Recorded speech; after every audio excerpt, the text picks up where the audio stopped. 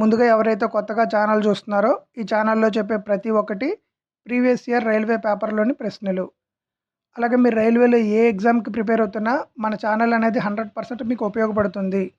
అలాగే NTPC, group D, ALP ఎవరైతే prepare అవుతున్నారో వాళ్ళ కోసం ఖచ్చితంగా CBT1 అలాగే CBT2 క్లియర్ చేసే విధంగా కొన్ని ఎక్స్క్లూజివ్ వీడియోస్ అయితే ఛానల్ మెంబర్షిప్లో ఉన్నాయి. ఒకసారి ఆ వీడియోస్ను కూడా చూడండి మీకు గనక ఇంట్రెస్ట్ ఉంటే.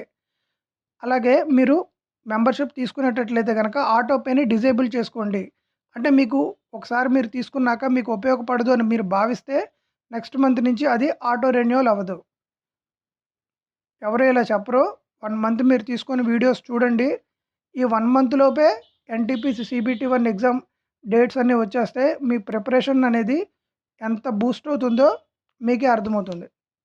మొదలు పెడదాం. If theta is an acute angle cot theta equal to 12/35 what is the value of second theta? ముందుగా నిన్న పైథాగరస్ ట్రిప్లెట్స్ అన్నీ మన టెలిగ్రామ్ ఛానల్లో ఇచ్చాను.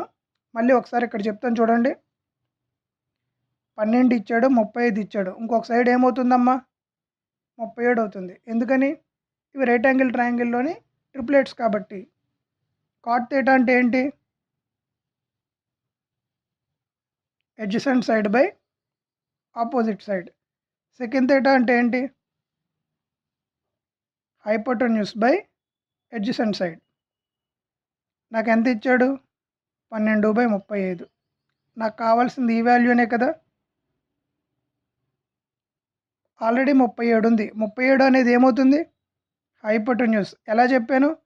ఎప్పుడైనా కానీ రైట్ యాంగిల్ ట్రయాంగిల్స్లో ఉన్న 2 సైడ్స్ కన్నా హైపోటెన్యూస్ అనేది చాలా పెద్దది. అందుకే వేసేసాడు డైరెక్ట్గా. ఇప్పుడు నాకు అడ్జసెంట్ సైడ్ కావాలి. ఇక్కడ ఇచ్చాడు కదా 12 అని. ఎక్కడ ఉంది? First option. నేనేమీ చేయలే, జస్ట్ డేటాను ఉపయోగించుకున్నాను అంతే. అలాగే చెప్పింది మీకు నచ్చిందా? మీ ప్రిపరేషన్కి వెళ్ళిపోద్దని మీరు భావిస్తున్నారా? అయితే ఒక లైక్ చేయండి. నన్ను ఏమైనా అడగాలనుకుంటే కామెంట్ చేయండి.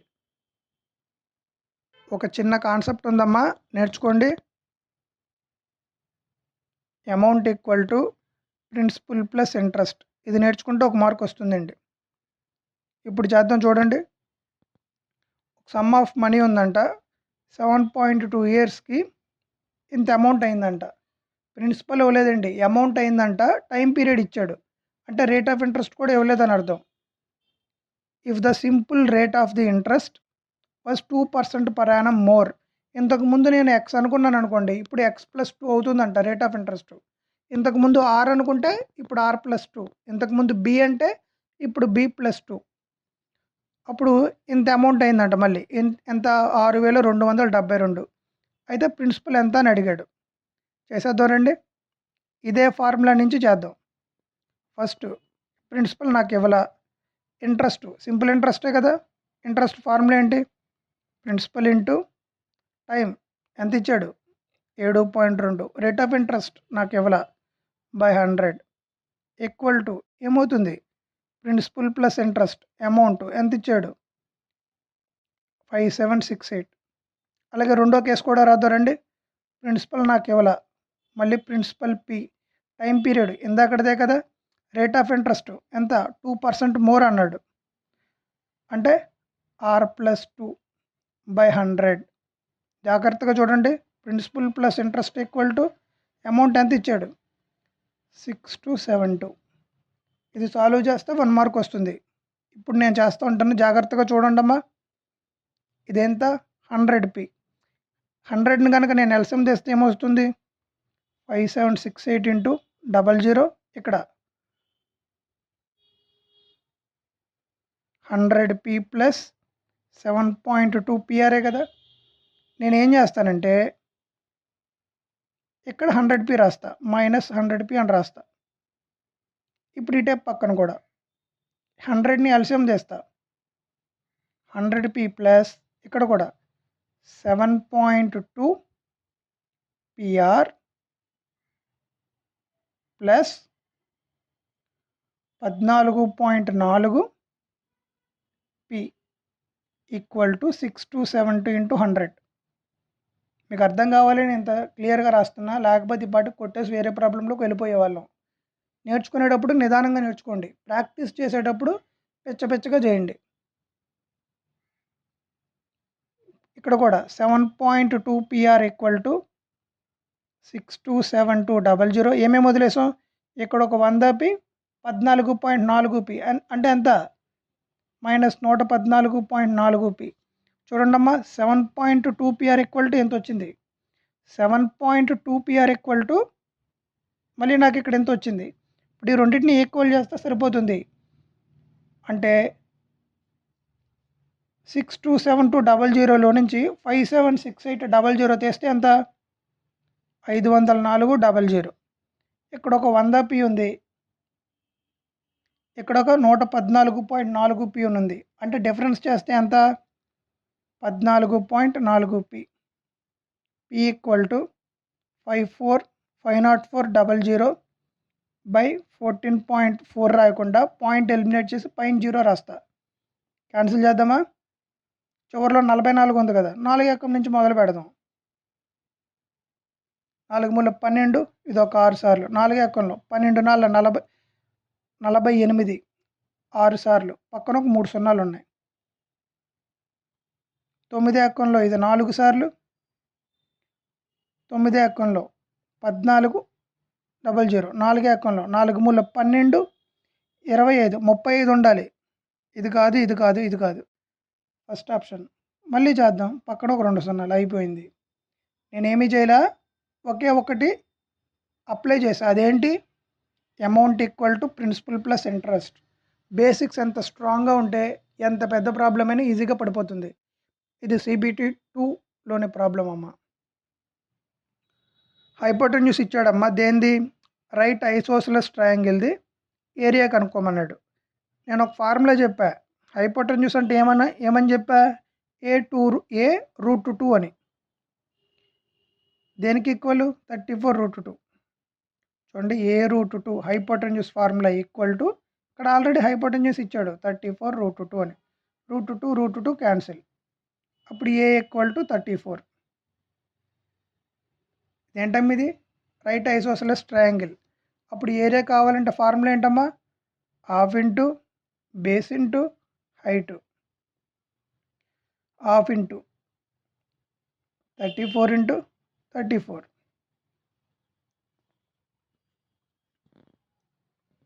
2 ఎక్కల్లో 34 17 సార్లు. 17 34లో 578 అయిపోయింది.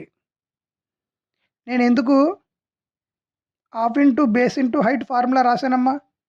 హైపోటెన్యూస్ అని చెప్పేశాడు. అంటే అది ఏ ట్రయాంగిల్ అమ్మా? Right angle triangle. Right angle ట్రయాంగిల్కి ఏరియా ఫార్ములా ఏంటి?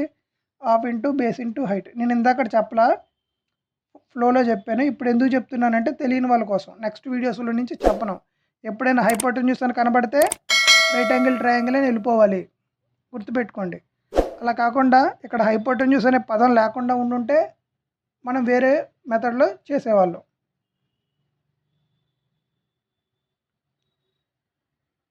ఇన్ ద గివెన్ సర్కిల్, ముందుగా ఒక సర్కిల్ ఉందంటమ్మా. AB అనేది డయామీటర్ అంట. AB డయామీటర్ అని చదవగానే డయామీటర్ ఫార్ములా ఏంటి? 2r. గుర్తుపెట్టుకోండి. Is extended. ఇవ్వండి, AB ఇలాగ ఎక్స్టెండ్ అయింది. అలాగే CD అనేది ఇంకొక కార్డ్ అంటమ్మా.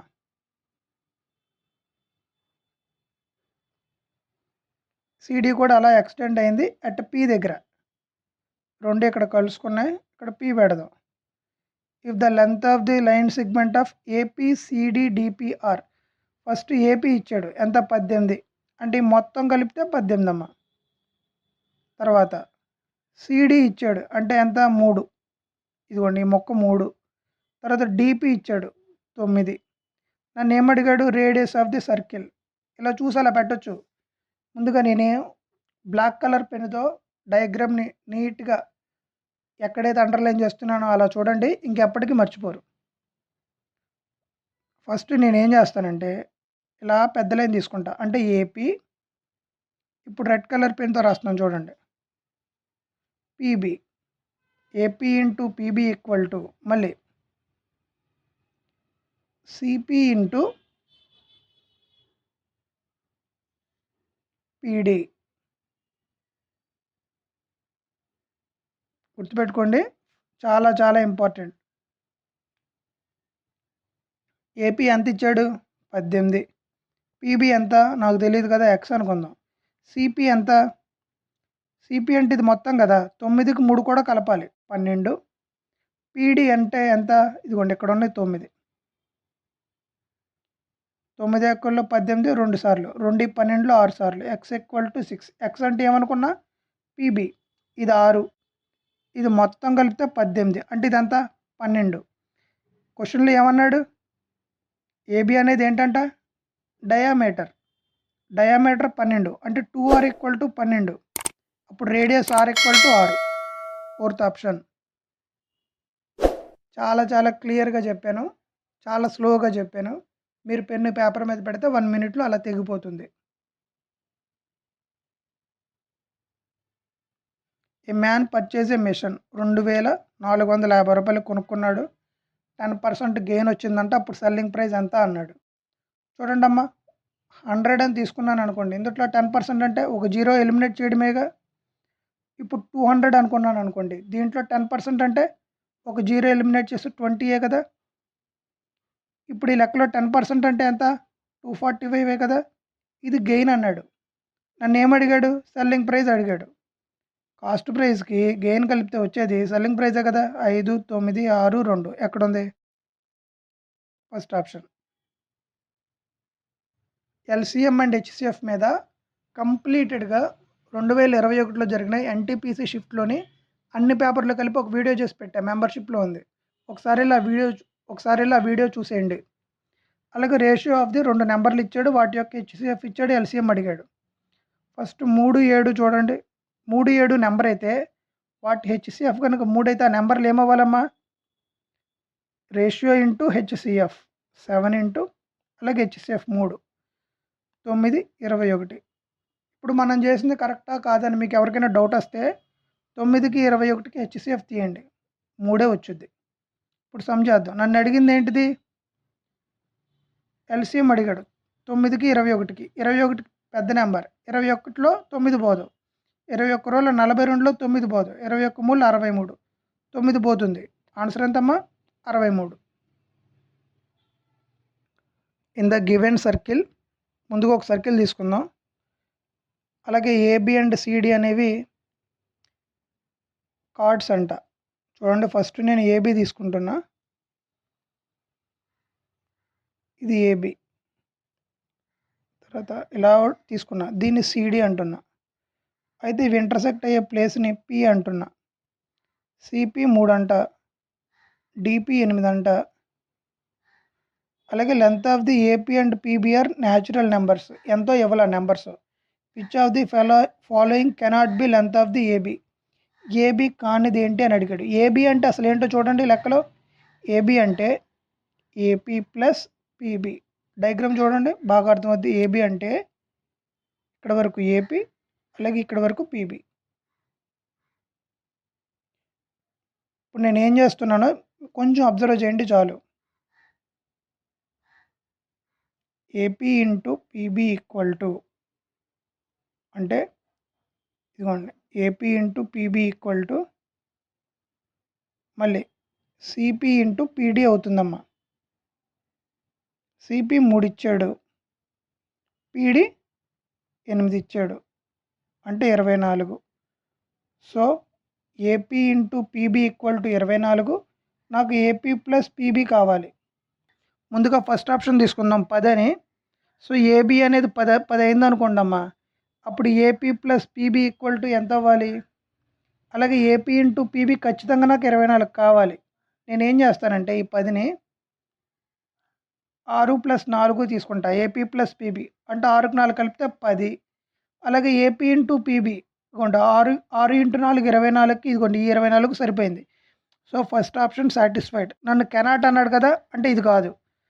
అంటే ఏది కాదో మనం చెక్ చేయాలమ్మా. ఇప్పుడు రెండో ఆప్షన్ చెక్ చేస్తాను చూడండి. 20 తీసుకుందాం. 20 కాదు, 25 తీసుకుందాం. ఎందుకు 20 కాదో నేను చెప్తా. 20 ఎందుకు వద్దో నేను చెప్తా.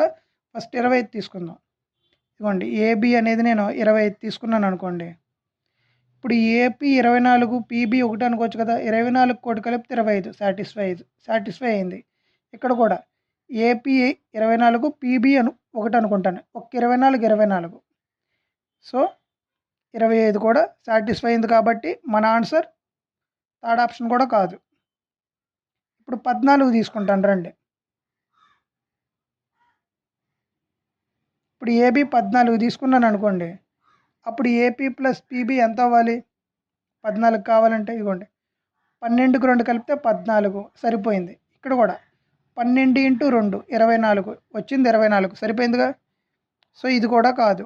సో ఆన్సర్ ఏంటమ్మా 20. ఎందుకు ఇందాక 20 తీసుకోలేదంటే స్టార్టింగ్ 20 అని నాకు తెలుసు ఆల్రెడీ, ఎందుకంటే నేను ప్రాక్టీస్ చేస్తాను కాబట్టి చూడంగానే చెప్పగలను. నేను అదే చెప్పి వెళ్ళిపోతే మిగతాయి చెక్ చేయకుండా ఉంటే మీకు ప్రాబ్లం ఎలా అర్థమవుద్ది? అందుకే అన్నీ వెరిఫై చేశా. ఒక ట్రైన్ ఉందంట, 69 km/h వెళ్తుందంట. ఎలక్ట్రిక్ పోల్ని 8 సెకండ్స్లో దాటిందంట. సో నాకు ట్రైన్ లెంత్ కావాలి. అప్పుడు ఏం చేయాలి? స్పీడ్ ఇంటూ, కాకపోతే ఇక్కడ km/h ఉంది, ఇక్కడ m/h ఉంది. అందుకే 5/18తో మల్టిప్లై చేయాలి. ఇంటూ టైం ఎంత అన్నాడు? 8. సాల్వ్ చేయొద్దు, అలా వదిలేయండి, నేను చెప్తా ఎందుకో. అలాగే ప్లాట్ఫామ్ని 32 సెకండ్స్లోనంట. ట్రైన్ని ఎలక్ట్రిక్ పోల్ దాటితే ట్రైన్ లెంత్ వస్తుంది. అదే ట్రైన్ ప్లాట్ఫామ్ని దాటితే train length plus platform length కూడా వస్తుంది. మళ్ళీ ఇదే స్పీడ్ కదా, 69 ఇంటూ మళ్ళీ మీటర్స్లోకి మార్చాలి కదా, 5/18 ఇంటూ టైం ఎంత అన్నాడు? 32. అలా చూస్తుండండి అమ్మా. ట్రైన్ లెంత్ అలాగే ప్లాట్ఫామ్ లెంత్లో నుంచి ట్రైన్ లెంత్ తీస్తే వచ్చేది ఏంటిది? నాకు ప్లాట్ఫామ్ లెంతే కదా, అంటే దీంట్లో నుంచి తీయాలి. రెండిట్లో కామన్గా ఏముందో చూడండి, 69 5/8 18, అలాగే 69 5/18 ఉంది. సో 69 5/18 నేను కనుక కామన్ తీసాను అనుకోండి, ఇక్కడ 32 - 8 అని డైరెక్ట్గా రాయొచ్చు కదా. అలా కూడా రాయకుండా 32లోంచి 8 తీస్తే 24 అని ఇక్కడే రాయొచ్చు కదా. సో ఇంటూ 24, 6 ఎక్కంలో 3 సార్లు, 24 4 సార్లు, 3 ఎక్కంలో 69 2 సార్లు 3 సార్లు, 5 4 20, 23 ఇంటూ 20, 23 రోజుల్లో 46 అంటే 460. First option. మీరు అలా కాకుండా ఏమి ఇచ్చాడు అని బిట్టు మొత్తం చదవకుండా చేస్తే ఏం జరుగుతుందో మీకు తెలుసా? ఇది సాల్వ్ చేయడానికి 2 minutes పడుతుంది, ఇది సాల్వ్ చేయడానికి 1 minute పడుతుంది. What is the LCM? ఒక ఫ్రాక్షన్ ఇచ్చి ఎల్సిఎం అని అడిగితే ఏం చేయాలమ్మా? LCM of numerator by HCF of denominator. డినామినేటర్లో 25 ఉంది, 35 ఉంది, 35 ఉంది. 25కి డినామినేటర్లో 25 ఉంది, 25 ఉంది, 35 ఉంది. వీటికి ఏంటమ్మా హెచ్సిఎఫ్? 5. పైన 6 4 3 ఉంది. ఖచ్చితంగా 5 మల్టిపుల్ ఉండదుగా న్యూమరేటర్లో. సో ఇది కాదు, ఇది కాదు. ఫస్ట్ ఆప్షన్ పెట్టి వెళ్ళిపోవాలి. మళ్ళీ చేద్దాం, దాన్నే ఉంది. చూడండి, 6కి 4కి 3 న్యూమరేటర్స్ ఇవే కదా, వీటికి ఎల్సిఎం తీసి అలాగే 25కి 35కి హెచ్సిఎఫ్ తీస్తే అదే మన ఆన్సర్. 6 పెద్ద నెంబరు, 6 రోజులు 12, 12లో 4 పోతుంది, 3 పోతుంది. So LCM 12. 25 35 35కి హెచ్సిఎఫ్ ఎంత? 5. ఎక్కడుంది? First option. Thank you.